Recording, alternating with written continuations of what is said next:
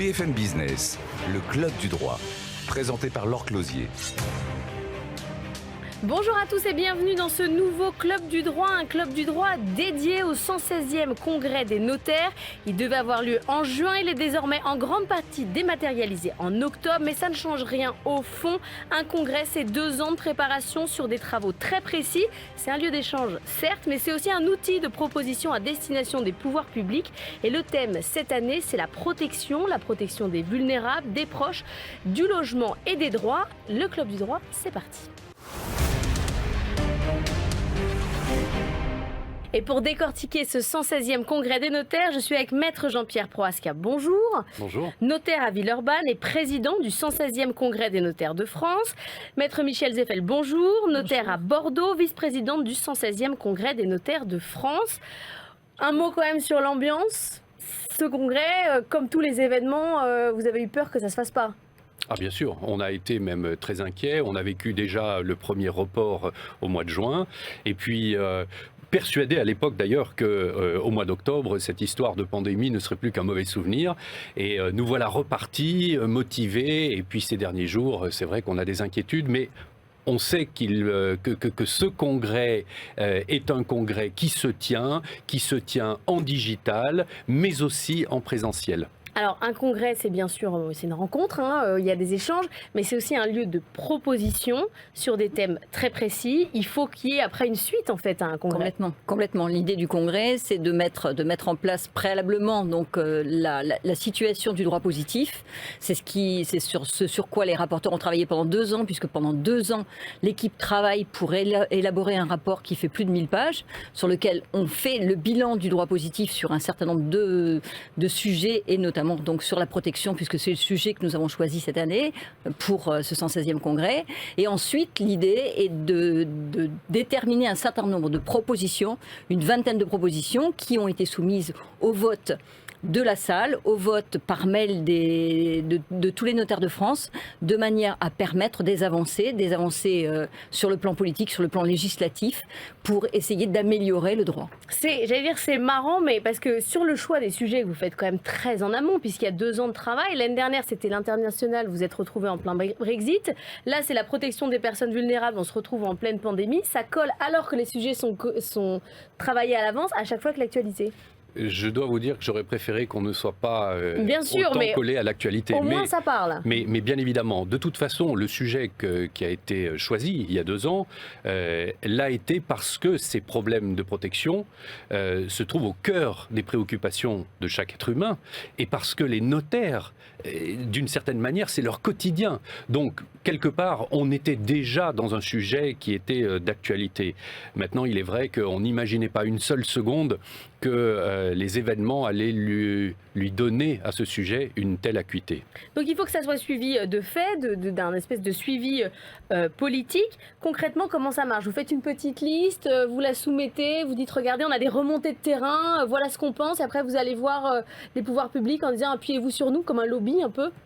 Non, alors c'est pas un lobby parce que nos propositions ne sont pas corporatistes. Les notaires reçoivent près de 20 millions de clients chaque année et d'une certaine manière, ils sont les témoins et même d'ailleurs les acteurs des préoccupations de nos concitoyens. Et l'idée du congrès, c'est de faire, comme me le disait Maître Zeffel, c'est de faire un état des lieux de la loi, mais aussi des attentes et des préoccupations de nos concitoyens que nous rencontrons tous les jours dans nos études. C'est la remontée de terrain. C'est la remontée de terrain, quelque part. Il faut comprendre que les notaires sont le lien entre le droit et les attentes de nos concitoyens. L'objectif de ces congrès, c'est justement de dire voilà les dysfonctionnements, voilà ce qui ne va pas, voilà par rapport aux évolutions de la société ce qui ne fonctionne pas, et voilà ce que nous, les notaires, nous proposons. Nous sommes une équipe de 15 notaires, des notaires de la France entière, des notaires de petites études, de grandes études, qui ont l'habitude de travailler sur ces sujets, mais nous travaillons aussi avec les associations, avec les magistrats, avec toute une série d'autres professionnels, avec les médecins, notamment on va parler des personnes vulnérables.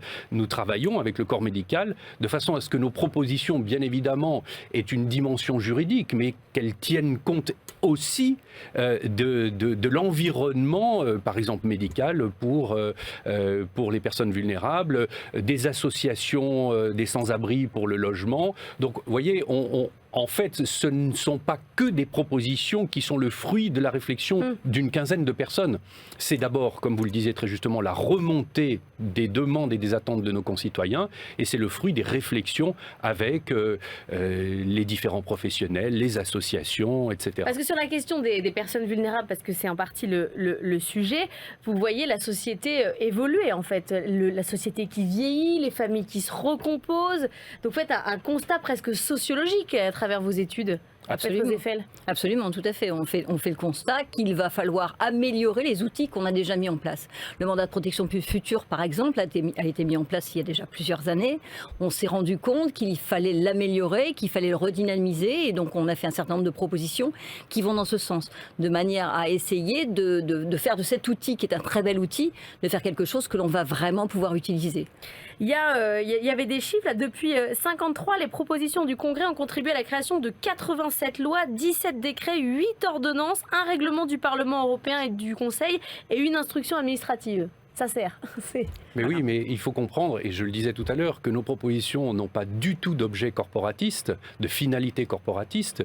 Nous travaillons sur les moyens d'améliorer le droit au service de nos concitoyens en tenant compte justement des évolutions de notre société. Nous parlons par exemple de la protection des gens qui vivent en couple sans être mariés.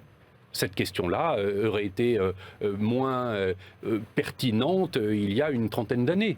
Nous parlons des personnes vulnérables parce que l'allongement de la vie fait que ça devient un vrai problème dans notre société de s'occuper de ces personnes qui rentrent dans ce que l'on appelle la zone grise. Pareil sur le logement, vous dites attention à Airbnb, c'est très actuel quoi. Bien sûr, le Airbnb se développe comme une traînée de poudre. Quelle doit être... Alors, il y a des choix de société, bien évidemment, ça ne nous appartient pas, ce sont les pouvoirs publics qui vont prendre ces décisions. Mais nous avons des analyses juridiques qui permettent de dire pourquoi ici ça ne fonctionne pas, pourquoi il y a une dérive et comment nous pouvons endiguer cette dérive, comment nous pouvons régler ces problèmes. Après, bien évidemment, nos propositions, puisque l'équipe formule des propositions qui sont débattues pendant le congrès. Et ce congrès qui a aussi une dimension digitale permet d'avoir des échanges avec les notaires de toute la France, mais aussi avec les notaires d'autres pays. Nous avons plusieurs dizaines de pays qui sont connectés dans le cadre de ce congrès.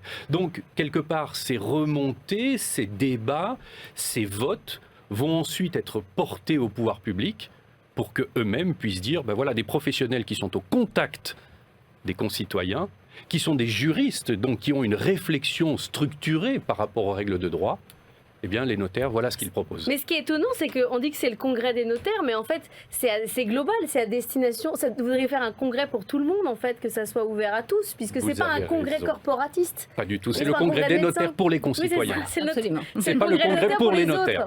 C'est pas le congrès pour les notaires. Vous attendez exactement combien de personnes, là, en présentiel, en distanciel? Alors, malheureusement... en présentiel, pas beaucoup. Eh bien oui, puisqu'on nous limite, à 1000, mais après, en distanciel, en digital, si vous voulez, il n'y a pas de limite.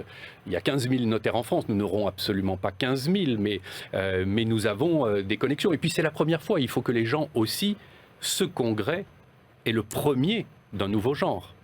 Nous avions l'habitude depuis 1891, date du premier congrès qui s'est tenu à Grenoble, nous avions l'habitude de nous retrouver, de voter. Vous vous souvenez vous connaissez le sujet? C'était quoi le premier congrès?